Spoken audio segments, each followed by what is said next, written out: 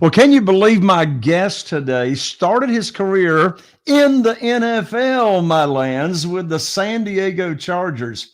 Now, it wasn't long of him being in the NFL. He soon realized that if he kept playing in that National Football League, his health just might be at risk a little bit. So, anyway, he walked away from the NFL and he's been in the real estate investing industry all the way since the same year that I started, which was 2013. And anyway, he has just built a wildly successful business out there in California. Well, since he started, he's flipped, he's wholesaled hundreds and hundreds of houses, and he's got a rental portfolio of 8 figures a year. Well, he's passionate about real estate, and he's passionate about helping others how to learn and build wealth, build freedom. That's what it's all about. So in 2022, my friend and guest created what is called the Wholesaling Playbook. And that's put together to provide a resource for people like you that want to take their real estate investing business to the next level. And this playbook shows step by step how easy it is to use his proven systems and best practices that he's using right now to create an active 7-figure business right now in today's market. And with that, I'm so excited to have my friend, my fellow mastermind member, Dean Rogers. Welcome to the show, Dean. Jay, thanks for having me, man. After that intro, I don't know how I'm going to live up to it. I'm glad you ate your Wheaties this morning as though you were still in the NFL. And so anyway, we're going to have a great time. So I know that you have, you've been in business for a long time. And I know from our previous visits, you've raised a lot of private money in your career. I want to talk about private money. And I want to also talk with you about your wholesaling business. Because, you know, that's pretty cool. You raise a lot of private money, but you're also a wholesaler. I'm going to want to hear how you determine what's the difference between, or what's the criteria of staying in a deal or not staying in a deal and just sort of wholesaling it out. But let's go ahead and dive in right now with this first question. And that is, what was it that was going on in your real estate investing career that caused you to start raising private money? Well, I love that question. Private money is essential if you're wanting to grow your business and you're an active investor in the fix and flip and the rental game. For me, I realized when I first got started, wholesaling was the thing that was going to get me in the game and get me making money. And then after that, I found my business partner. He said, "Hey, you want to start doing flips together?" Now, at the time, I didn't have the resources to flip these properties. And he said, he'll go ahead and help me out there. But soon after, one of my marketing pieces that went out, a seller called me and said, "Hey, I don't want to sell my house, but I got $3 million in the bank. What kind of return could you give me?" And that's all it took for me to set up a meeting, get in person. And he even asked if he could bring one of his friends who had even more money, quote unquote. And I said, "Please bring that person. We'd love to meet both of you." And so that's where the private money, fix and flip, buying rental journey began. And my eyes suddenly opened because I came from not this world. I didn't understand really investing. I didn't understand how you could use other people's money. It was more so introduced to me as an idea, and the light bulb went off. Holy smokes. Instead of buying one property at a time with a partner who had some capital, some resources, I can buy almost unlimited properties. It's as many good deals as I can find, I can buy, because now I presumably have endless resources for the market that I'm in. So Jay, that was all it took for me to understand private money was the game.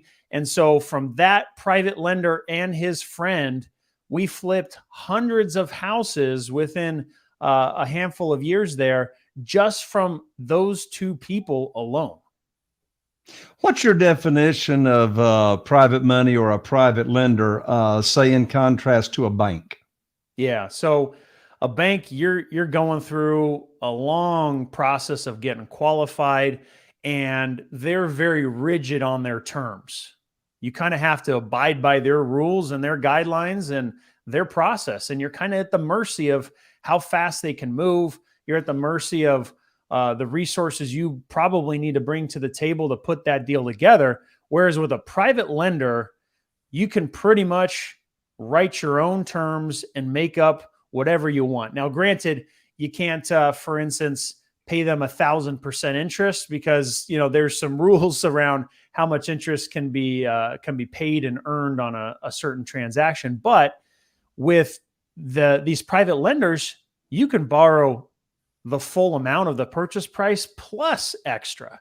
I mean, instead of being limited with a bank of, hey, you need to come in with 20% down or 10% down, and this is our process.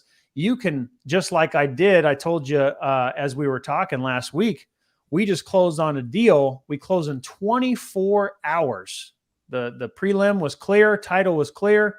All we needed was to get the seller to sign, which they did the very next morning. We closed in 24 hours with a private lender who I called the day we opened escrow and said I needed to borrow $30,000 in excess of the purchase price.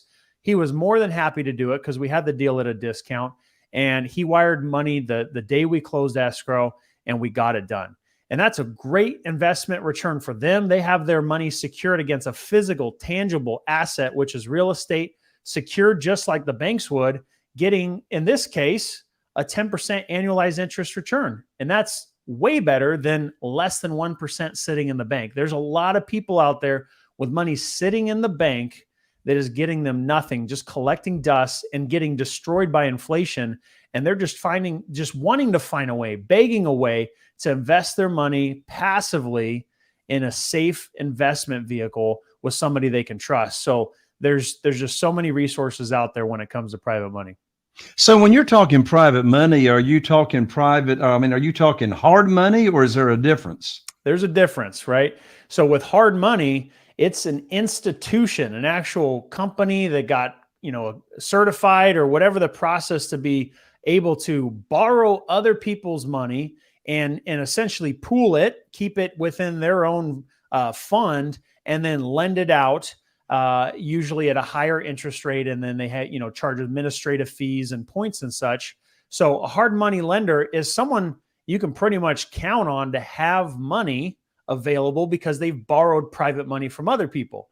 Now, the thing is with hard money, they still have more of a process. It is a little bit more rigid, but granted, hard money is great. I've still used hard money because they are in existence with the sole purpose of providing investment capital for people like you and me who are looking to buy investment properties. So hard money lenders are great. However, they're not quite as flexible as a private lender is. Like I said, we closed escrow in 24 hours. All that this gentleman had to do was hand sign, and we scanned and sent to escrow his approval of the terms.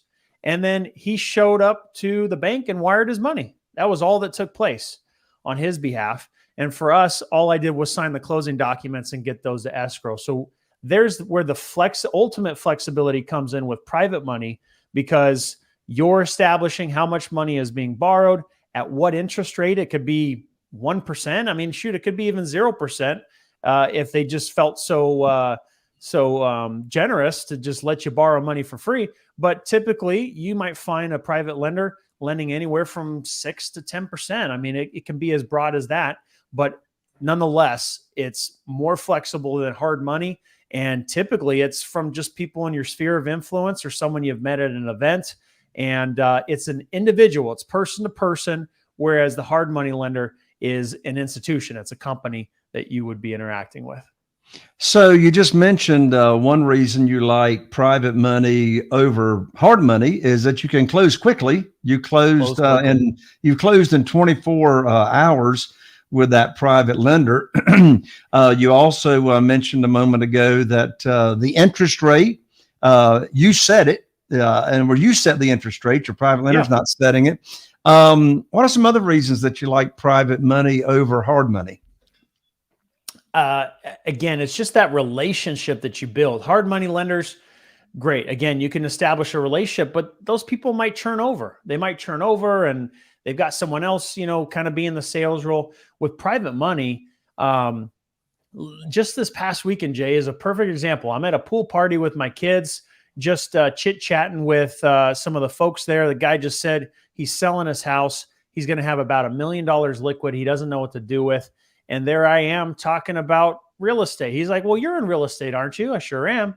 Well, yeah. What kind of deals are you doing, Dean? Well, I'm buying this flip over here, and I'm buying this rental and escrow right here. And we borrowed this amount of money from this person. And I just subtly mentioned the fact that we borrowed money, and instantly his ears perked up and said, well, I'd love to do, an investment like that because I can be hands off, and I don't know what I'm going to do with this money. So, keep me posted. Take my number. So for me, it's the relationship that you build, and ultimately it's the flexibility, because now you can start to structure these deals that are more advantageous for your business and help you with your cash flow. Because if you're bringing your resources to the table to buy these deals, then you're still in the same position where you only have so many deals you can do because you're limited to the resources you currently have. Not to mention the overhead that you're going to have and marketing expenses. So for me, it's that ultimate freedom and flexibility to be able to grow your business. Now, in addition to meeting someone and chit-chatting with someone at the swimming pool over the weekend, where else do you find private lenders other than at the swimming pool? Yeah. So the easy place to do it is at a real estate investing meetup, right?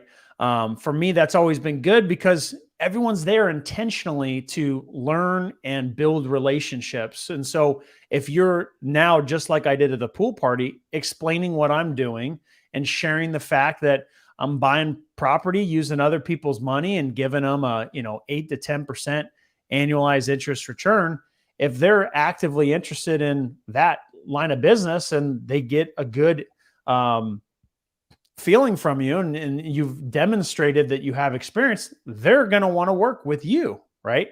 And so the real estate meetups have been great. And nowadays, Facebook.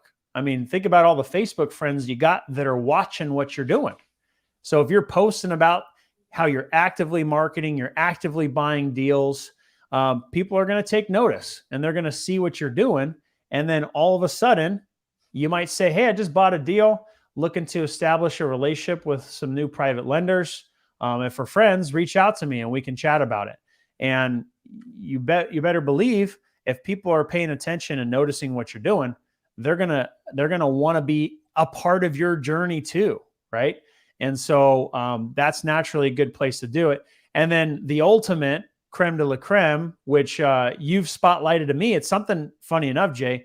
I haven't really had to focus or put my effort there yet, because we've scaled down our flips to be doing more wholesales and buying more rentals, and not doing as many flips at a time.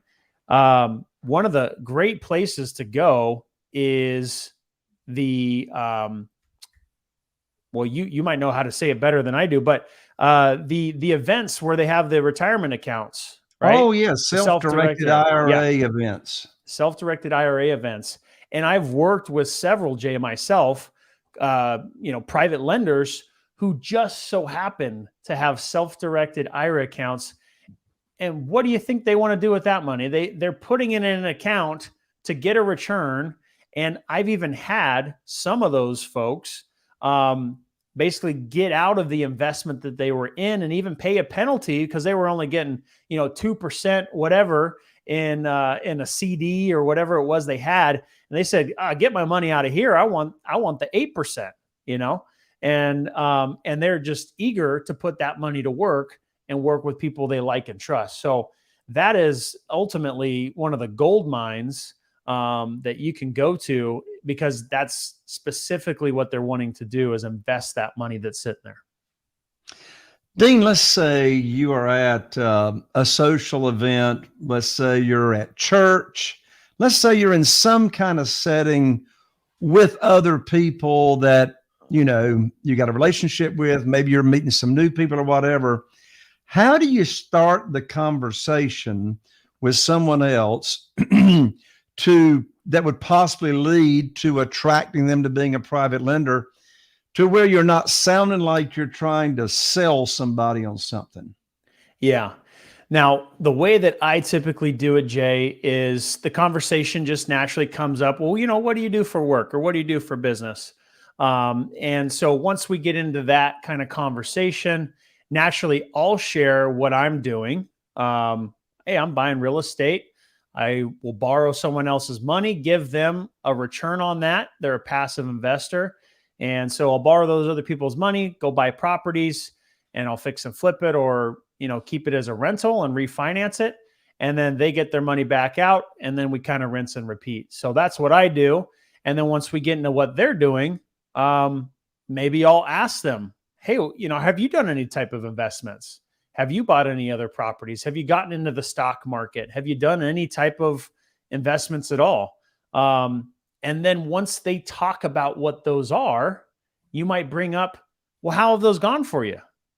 How do you like how that's going?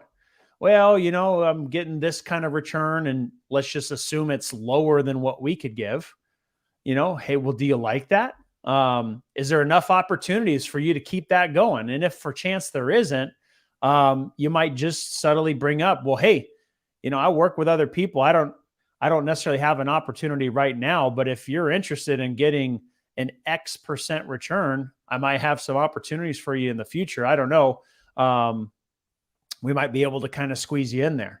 So it's just something that's a no pressure kind of situation, but the easiest way to do it is first to explain what you're doing and then to get into what they're doing, what other type of investments they've done, and then ask how those have gone for them. Because sometimes that can even be part of your leverage. If they're getting a 3% return, well, how does double that sound? How does a 6% return sound? It probably sounds a lot better than 3. So you might get a great return for them and also a great return for yourself on borrowing that money. So it could be an ultimate win-win that just is a no-brainer. And that's the best way I like to get into those conversations. I love what you just shared and explained. I love the phrase in your conversation that you have when you say, I don't have an opportunity now. I don't know, maybe I might for you down the road. And so it's like, you're just talking about what you do and how you work with other people. I love your phrase on win, win, win. I talk about that all the time, that, for the private lender, I mean, where else are they going to get these kind of high rates of return safely and securely? And it just ends up being a beautiful win-win relationship for, both sides of the table. And, with that in mind, Dean, I tell you, I'm so excited. As you were talking, I was thinking about exactly some points that are in my brand new private money guide that I just finished writing. In fact, it's called 7 Reasons Why Private Money Will Skyrocket Your Real Estate Business. And I tell you, friend, if you're looking for funding for your deals and you make the rules and never miss out on a deal for not having the money, then go get this for free right now. It'll get you on the fast track to private money at jayconner.com, JAYCONNER.com/money guide. It will get you on the fast track to private money. You can download that for free at jayconner, JAYCONNER.com/money guide. Dean, I want to talk to you for a moment about your career with the NFL and playing for the team out there in California. What attributes, what disciplines, what personality traits of Dean Rogers lended yourself to being successful in the NFL that transfers over to being a successful real estate investor? Yeah, I love that question because spent a lot more time thinking about it. Why have I been able to make it? And I think the bottom line, Jay, is any entrepreneur that makes it are going to have similar traits, personality traits to a professional athlete. And what that is, I boiled it down to just one thing, Jay, and that is not necessarily their skills, right? It's not their skills of them being the smartest or the brightest or the strongest or the fastest or whatever it is. What it boils down to is discipline. Think about athletes, right? For them to be able to perform at a high level, It requires an insane amount of discipline to be able to train day in and day out, to eat the right nutrition, to be able to have your body perform at the highest level possible, to get the right amount of sleep and rest to perform at the highest level possible. And there's some positions that quite aren't as tested as others, but in many positions, you might think a lot of these professional athletes are just, a bunch of big bozos running around and running into each other. But the actual level of, skill and strategy and understanding of plays and all the different variations just in one scenario and having to be prepared for that is pretty intense. And so I'd say that what it boils down to is the discipline to be willing, whether you feel good or not, whether you're having a good day or not, to show up and put in the work, right? And that means in sports, if you got a boo-boo and you don't feel good, if you wake up feeling sick, are you going to go to your coach and just say, I'm just not feeling too good today. Don't really feel like it, right? I didn't get that good of sleep last night. Or, hey, my leg's just sore. I think I'm going to sit this one out. It doesn't fly. That doesn't work. And so the entrepreneurs who are performing at the highest level, and for me, what's translated over is just regardless of how I feel, if I'm having a good day or not, I'm still putting in the work day in and day out. And for most people that are, again, at the professional level, when it comes to sports, they're not the ones that are the first to leave practice. They're not the ones that are skipping out on the extra work. The people who get ahead are the ones that are in the putting in the extra time to review film, right? Watching game film and studying and making sure that they're prepared mentally. They're in there working out extra time to get their muscles prepared and their body prepared. They're eating the right food. They're putting in that extra time. And so for me, Jay, going from the NFL and being at that level, I didn't get there because I was the biggest, I was the strongest, I was the fastest. It's because I consistently showed up and was a football player that put in the work and effort, and then translated to game day and getting results and getting that opportunity to make it. So for me, I think that's the biggest thing that's translated here is it's not easy to be an entrepreneur, right? It takes someone who's willing to put in the extra time, because how many people say they don't have enough time in the day, but they're cutting out from their job at 5 o'clock and they're getting home, they're going out to dinner, they're spending time with their friends, they're watching Netflix and hanging out in bed. And there's been 4 or 5 hours of the day that they could have used to get ahead in that dream that they've had, right? They want it, but they weren't willing to put in the action and the effort to get the results. So I think that's what sets people apart is discipline. If someone is a real estate investor or is wanting to start in real estate investing and they just feel like they lack the discipline that it may take, do you think a coach might help them? 100%. I mean, for someone who has some accountability and guidance is ultimately what most people need. Most people aren't as self-motivated and driven to just do it regardless. So kind of need to rely on someone else to give them that kick in the butt. And that's what I'm doing with my students, is taking them through not only the training material that's there, but we have several weekly check-ins where we're jumping on the phone, we're going through, negotiation training, we're going through Q&A, and we're also checking in on where their progress is and how they're doing. And I've found that level of accountability is what most people need, because people want it and they might even have the answers in front of them of how to do it. But ultimately, to get off the couch, to be willing to put in that extra time, you need someone who's going to push and drive you. So for me, growing up with sports, I had coaches, I had people who were training me, and that level of accountability helped me. I had a speed coach, I had a strength coach, I had a speed and agility coach. beyond just the actual head coach of the team and my own position coach, right? I had multiple coaches helping me throughout my journey to help make sure I had the right information of what I should be doing and how I should be training, but also to make sure to hold me accountable to show up and put in that work. Well, Dean, you've done all different types of real estate investing. You've got, buy and hold, rental portfolio. You've got flipping houses. You've got wholesaling. You've just recently put together the Wholesaling Playbook that shows a real estate investor, step-by-step proven systems and all that. So when it comes to, you got a deal. All right, well, let's say you got a house, right? Because we wholesale houses. Typically, we don't wholesale commercial projects. So typically, we wholesale houses. First of all, what's your definition of wholesaling a house? What does that mean to wholesale a property? Yeah. Simply put, Jay, to wholesale a house is the transaction in which you have an investment property, you close that transaction, you make money without ever owning the property for one day.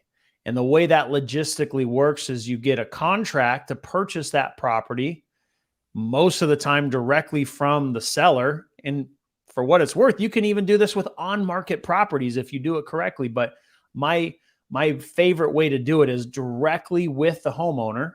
I have a contract to purchase it. And then as part of my investment strategy, I decide that for me, the best opportunity that's presented itself is to actually sell this property, to assign the rights to buy this property to someone else. And by doing so, just the paper, the one piece of paper that's signed saying, I'm going to assign this to someone else, they now have the rights to purchase that property for the same purchase price that I have it and all the terms. However, there's also an assignment fee associated. So they're agreeing to pay me X amount of dollars to take over this property and to buy it at that purchase price. So it's all the same to the seller, the same agreed upon price.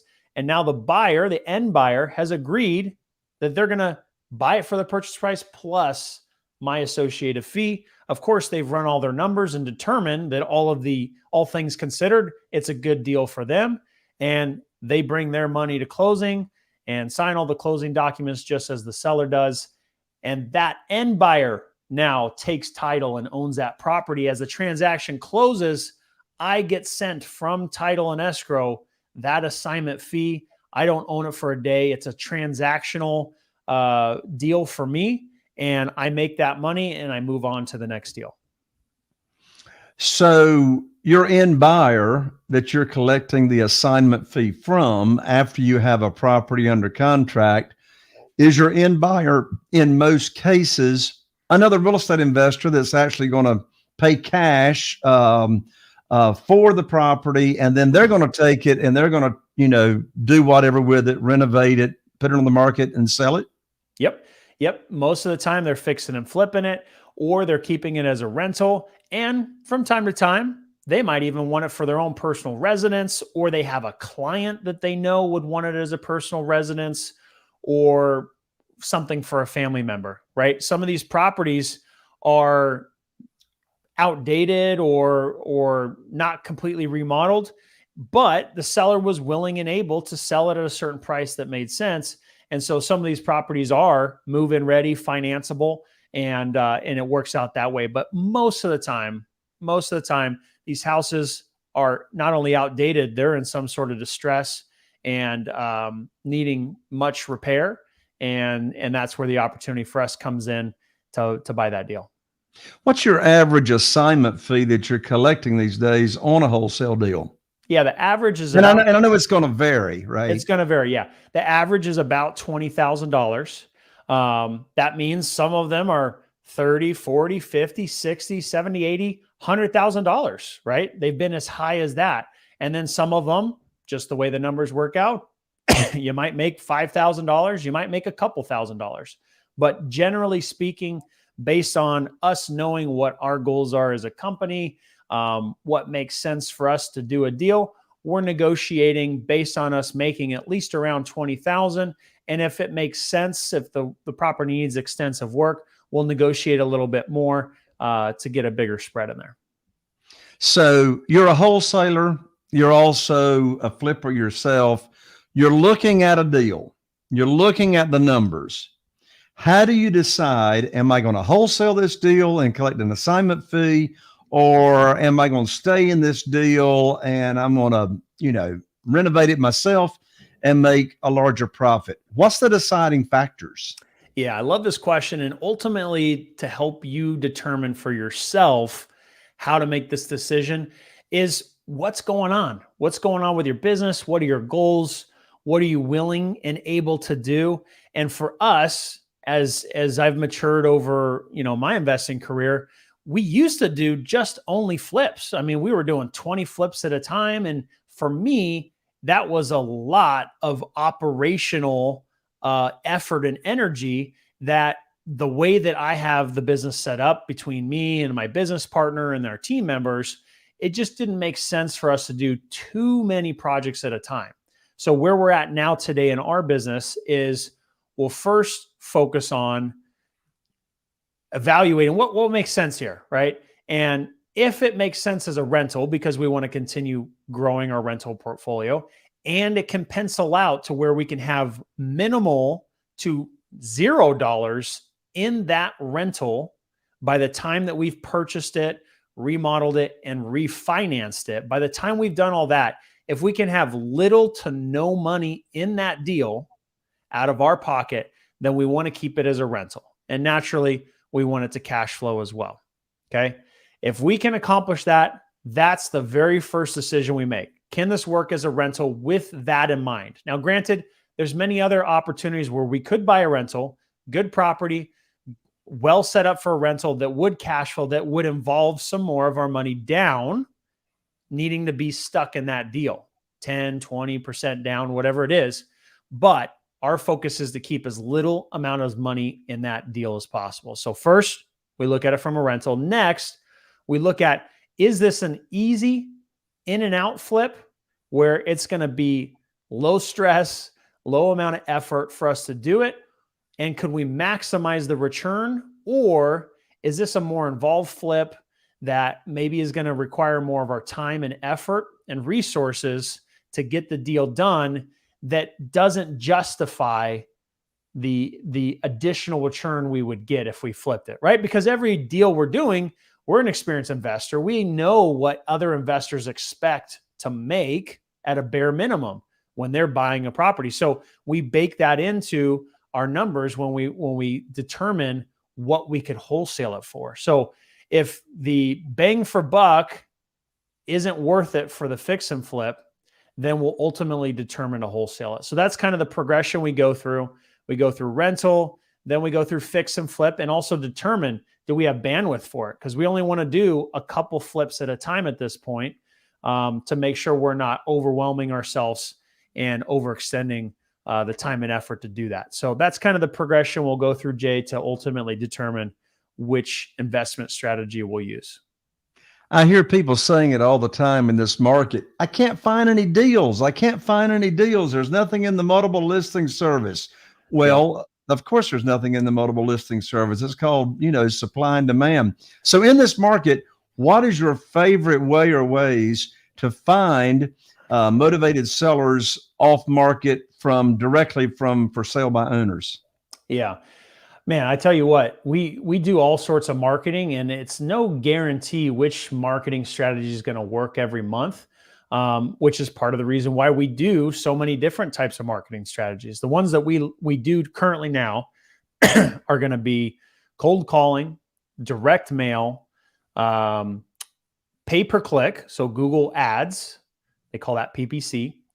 We do Facebook marketing, and then we also do TV ads. So we do multiple different marketing strategies that bring in deals, and each one of those works for us. Each and every single one of those works. But when it comes to my favorite, one of the ones I didn't mention is actually deals that we're doing with other investors. Okay. Now, I just told you that we buy rentals, we do fix and flips, and we wholesale. How are we doing deals with other people? Well, the way we're doing deals with other people is we've we've intentionally put the effort and energy out there to add value and help other investors through their investing journey, whether it's just helping them understand how to put a deal together and what numbers would make sense, or we're actually physically going on an appointment to go meet the seller, take pictures, negotiate the contract, get it under contract, and then wholesale it to an end buyer and handle that whole transaction. Anywhere in between, we've been doing that intentionally. And as a result, it's the abundance mindset, the law of attraction has brought deals to us from other investors wanting us to help them on their deals. And what that's done for us, Jay, is added just last year alone 7 figures to our business from, I'll call it free deals, other people bringing us deals, right?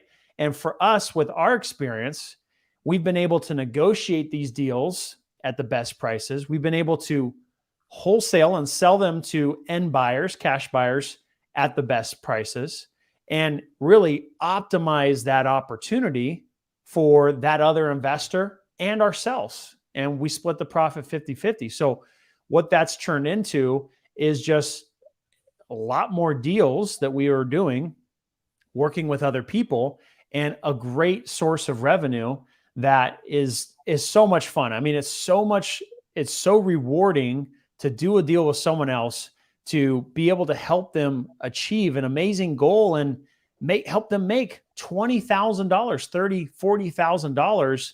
That's their cut, their half of the cut that they otherwise maybe wouldn't have been able to put the deal together just from lack of experience or lack of resources. And so it's just a super win-win for everybody, and one of the most exciting areas for our business that we've seen a lot of growth. That's awesome, Dean. You have shared such valuable information here on the show. How can a real estate investor connect with you? Yeah, I would just love if people connect with me, because I love talking about real estate and just super passionate about it. So you guys can reach out to me. If you go to deanrogers.com and click on contact at the top, you'll see all my social media stuff. Just to highlight a few, you could go to Instagram, Dean Rogers Real Estate, or you go to youtube.com/Dean Rogers. And, I've got content on there, as well as just a place to connect and stay in contact with me. So please reach out. I love to interact with other people and constantly be talking about real estate, because the more people, you've probably heard it a million times, your network is your net worth. And I've experienced it firsthand. The more people I meet, the more doors open, the more opportunities, the more money that I'm making just from being around other good people. So please reach out, stay connected with me, and would love to help you guys through your journey. Go to deanrogers.com. That's www.dean, D-E-A-N, Rogers, R-O-G-E-R-S, deanrogers.com. And I tell you what, if you're remotely interested in the Wholesaling Playbook, he can plug you into that. Dean, I'm looking forward to seeing you at our upcoming mastermind. Can't wait to network with you there as well. And again, thank you for coming on. Thanks. It's been a blast. Always a pleasure to be with you, Jay. We'll catch you soon. All right. You got it, man. Thank you for tuning in to another episode of Raising Private Money. I'm Jay Connor, the Private Money Authority, wishing you all the best. And I'm looking forward to seeing you right here on the next episode of Raising Private Money.